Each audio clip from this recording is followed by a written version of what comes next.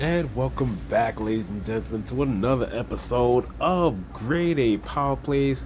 I'm your boy Grade A Fantasy here on the Grade A Fantasy channel. Just here looking back at what was done since the last time I had spoke to you guys. Last night was a bit rough, but was able to pick up a couple of points here and there. Seth Jones 4 point. It was a tough played game, but Florida had a flurry in the second half of the third, or pretty much the end of the third, and the top line was able to combine with some emptiness and some early points. As we go into Sunday and then pretty much the weekend, pretty much my most profitable and favorite series to go. The Dano Moore line has been doing great. Dano is now plus 138. We'll get into what his odds has finally dropped to from that last game. McDavid 2 point. There's the McDavid Nugent Hopkins combo. Try to get McDavid Hyman. You know, if they're going to come back in this series, especially tied, if they're going to win, it's McDavid, it's Draisaitl, it's Bouchard. So, Dano Moore comboed, and then there's a Bouchard 2-pointer, Connor McDavid solo for 2 points.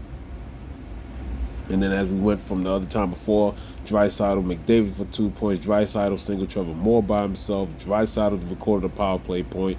So a lot of good things, and then there you go, Kempe, the Bouchard, Draisaitl from the time before, from the Friday and all that other stuff. So it's definitely my favorite series, definitely my most profitable series. But let's get into today's plays.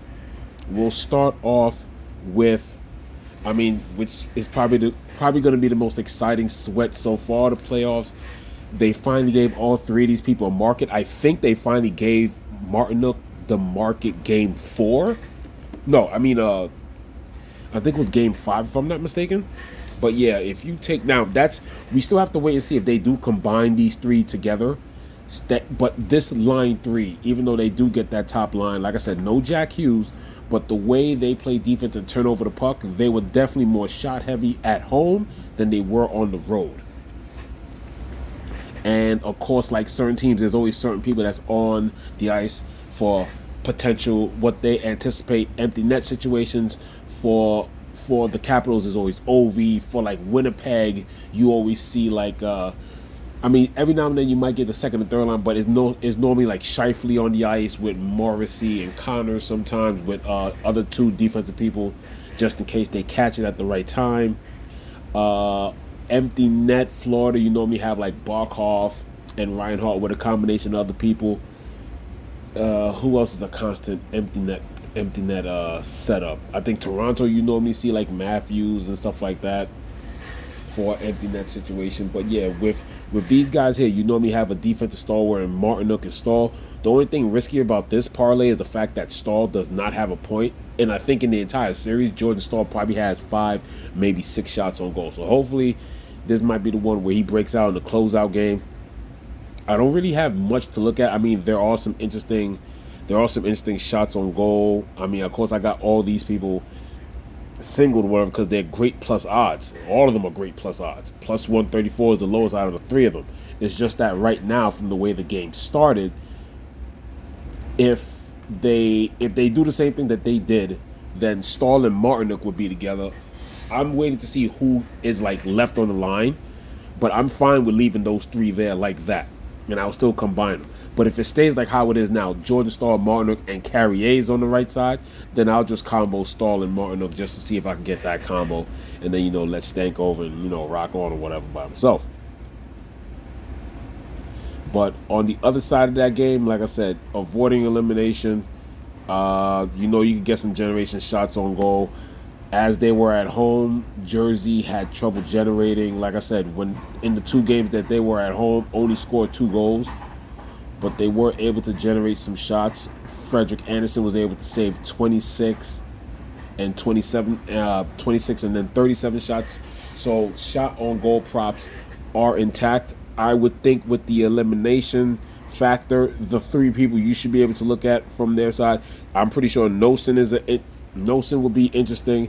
1.5 over is a simple 1 minus 102, so that's basically even money. But if you're looking at shot on goal props, without a doubt, I like Dougie Hamilton. If he gets 3, that's plus 104. Jesper Bratt, if he gets 3, that's plus 148. And Timo Meyer, if he gets over 2.5, that's -128.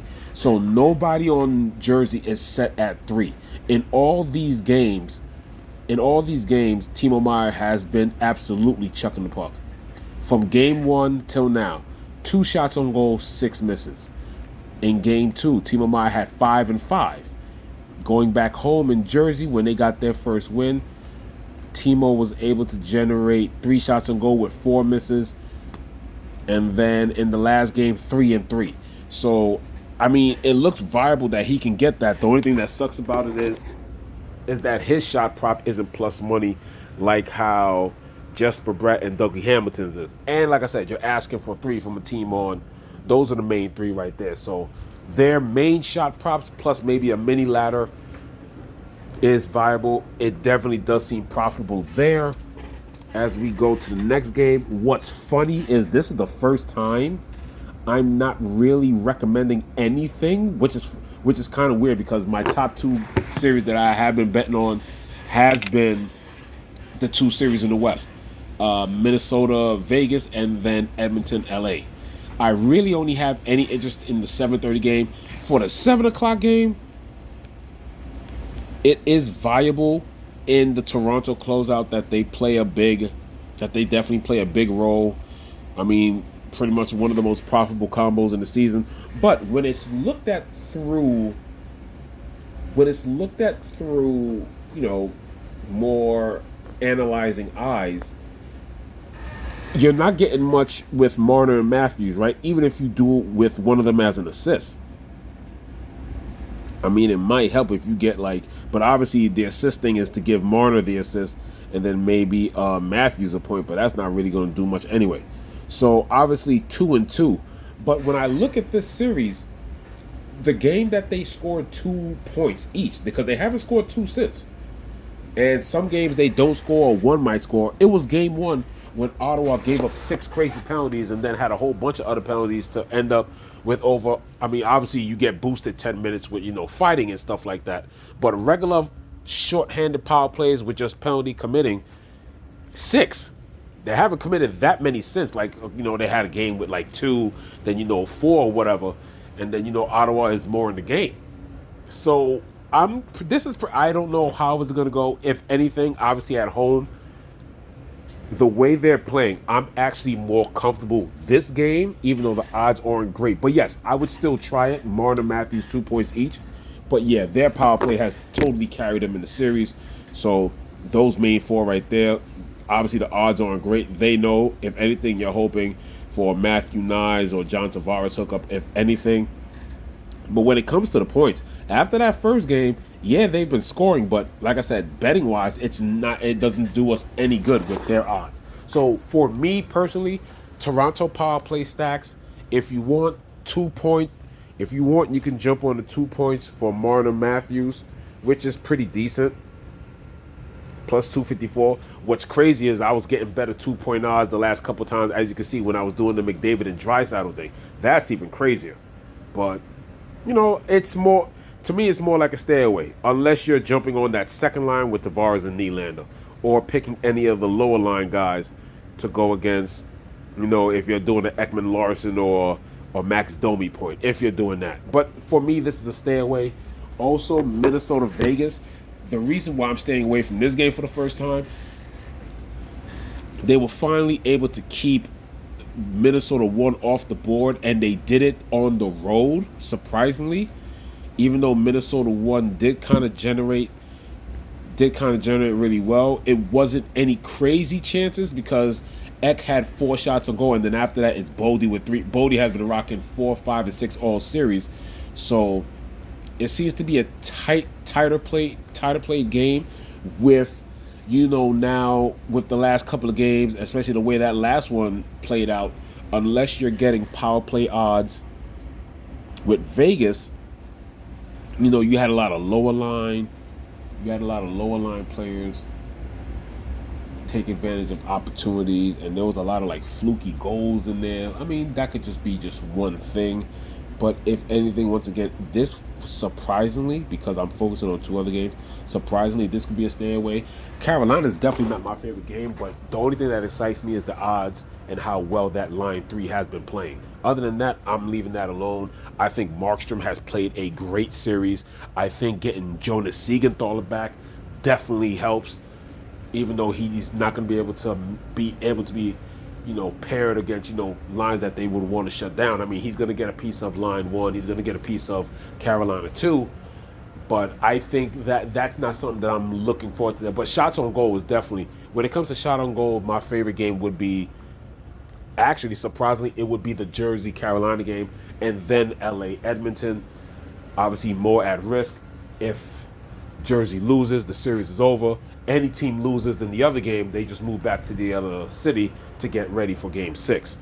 But when it comes to this side, I mean, obviously, there's still favorable matchups or whatever. The good old Hurdle Dorfev, that hasn't hooked up in a while. That has some really great odds. Just the best odds in a while since that hasn't hooked up in a while. And it's looking at plus 164. I think the defense has fully adjusted and they'll be ready for each other. So I don't think I'm going to jump on the 2-point Boldy Kaprizov stuff. Like I said, you can't really get Eck right and all this other stuff. He's getting certain things. I mean, he finally did catch up with Boldy, but they ended up losing in overtime. And I don't know. It's just, I don't know. I think this series has finally settled in to what you probably expected in the beginning. 2 solidly defensive teams, and you wasn't expecting all these overs pretty much. But if Minnesota can't stay out the penalty box, because like I said, even in that last game, they still had 10 minutes in penalties. You still have solid power play plays like Jack Eichel, Hurdle, Dorfev, all these guys with great 200-plus odds. So, I mean, they did have 5 penalties in 10, and then, like I said, I think they turned that. I think Vegas did turn that into 2 power play goals, if I'm not mistaken. So, I mean, it's just something that you just got to pay attention to. I think the only thing that sucks here is they still have Noah Hannafin up here. Noah Hannafin is not the number 1 power play quarterback. I mean, you can still pick him because these are 2 bad penalty kills. Obviously, Minnesota a lot worse because of Shea Theodore now back there. Like I said, it's still Hurdle, Dorfev, Stone, and Eichel. But if anything from that game, I like the power play odds, so I'll definitely be marking that down for this game. But my favorite game to obviously target. Let's go right back at it until it drops. And then what's funny is I think around two days to the year, they had these crazy games, and then there was this one like Game 5 last year. I forgot who it was won by, but I remember seeing the score, and it ended up 1-0. 1-0 is not going to do us anything good, but like I said, the goalie situation is even more dire than what it was last year. Like I said, you got Picard, Kemper. I don't know what LA has outplayed them. They just crumble at the end. So, and like I said, you have to take chances on the highest scoring series in the first round. Like, this is without a doubt the highest scoring series. With Washington and Montreal, you've had you've had the young versus the vets, knockout, drag-out fights. Carolina has scored on Jersey, but Jersey has been able to slow them down. They just can't generate against that offense. Dallas has scored well. The Minnesota-Vegas game has scored well. But these games right here, they're the only ones that's besides 1-6-2 victories. These are the constant games that's constantly in the 5-4s, 6-5s, and we're just gonna stick with it. I don't want to move off anything else but this game. I already have a bunch of props here. Like I said, I'm iffy on this one because, yes, they made a presence, but they were more of an explosive presence when they were on the road, when they didn't have to worry about McDavid and Draisaitl. But I'm still taking this for plus 201. And like I said, you saw where I had Trevor Moore early in the video. Well, you bet Trevor Moore and Danault. Well, let's get up on this, because if they score again, guess what? Danault's not going to be plus money, and Trevor Moore is probably going to be what Philip Danault is tonight. So, plus 128. Danault is damn near even money. My second favorite parlay of the day. Let's sweat this one out. Not as lavish, but once again, I was so used to early morning props that I was doing these props last night, y'all. As you can see, 4:20 at 7:55 p.m. So when I was getting ready to, watch, finish up watching hockey and then, watch the Rockets and the Warriors, one of my favorite playoff series in the first round, I'm like, oh, these are basically opening odds. So I doubt you're going to get plus 344 for this fun parlay. Check this out. Bouchard for a point, Doughty for a point. Bouchard has a point Bouchard for an assist, Doughty for an assist. Bouchard has a point and or an assist in every game. Doughty is 2 of 4. And like I said, them being at home, neither team's power play can stop a nosebleed. So you definitely see Doughty get an assist. Plus 344 is my second fun parlay there. And as you can see, I singled them out because Doughty for an assist plus 144. He is the power play 1 quarterback. They have gone back to that. I don't think they're doing the 5-4 power play anymore. No, they still are. They actually still are. So you're hoping that Doughty is part of something on the top line. And the second power play has scored. That's how crazy the power play matches are. The second power play, I think, has 3 power play goals in this series. So Doughty for an assist, Bouchard for an assist. Even though Bouchard has been bombing some shots, but like I said, you're getting more odds picking them both for an assist. When it comes to the shot ladders here, this is the second best game I like to pick the shot ladders. At home, most of these guys generate anyway. But that top line is going to see the better matchups because the Dano line is the shutdown line. So Kempe is going to be seeing mid-6 of the Oilers. Kempe had 5 shots on goal and then 4 shots on goal in games 1 and 2. Those are the games that he had at home. So just for him to get over 3.5 is plus 134. Mini ladder plus 305 if he can get 5 shots on goal. Kevin Fiala I like for a mini shot ladder. I've been chasing this. Either I miss the ladder entirely or I just get the first lever and don't get the second shot. But Fiala also in his game, Fiala over 3.5 plus 132 plus 290. That's what I have it at now. It's probably moved down a little bit.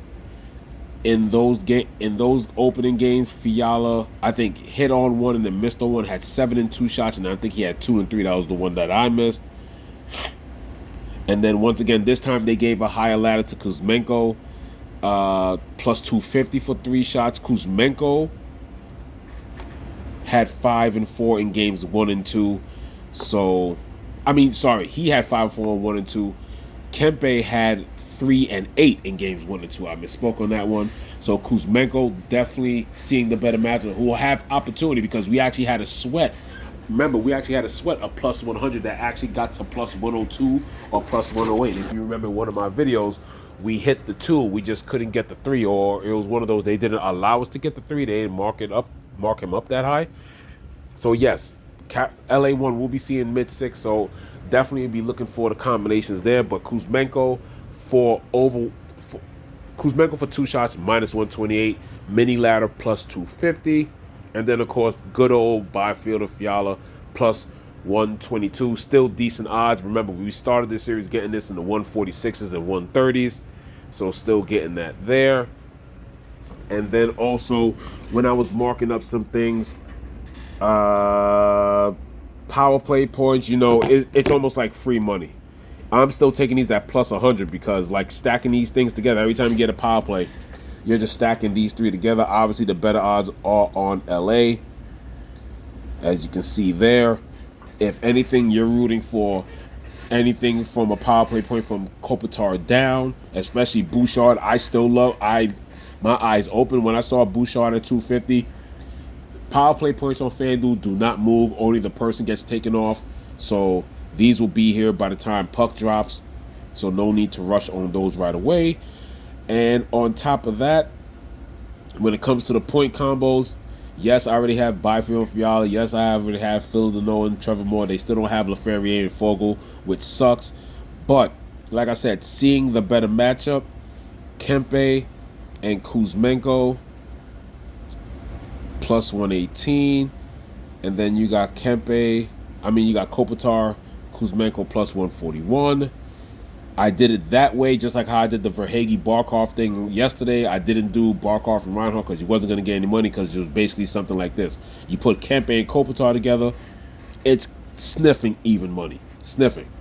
So I have that there. And then if the alignment stays the same, now it's not an elimination game, but like I said, if things go awry, you know he's going to go up and play Draisaitl, McDavid, and most likely it will be Hyman on that right side. No, not Hyman. They'll probably keep maybe Connor Brown or Corey Perry, something like that. That's what it was. It closed. If it stays this way, I kind of like the second line, for gambling purposes, because the odds will be great. This has moved. Ryan Nugent-Hopkins was plus 110 before. It's now plus 108, minus 115. According to my notes earlier, this was plus 208. Okay, it went up. So it's plus 210. So if they open with McDavid and Draisaitl, they will play with each other the entire game.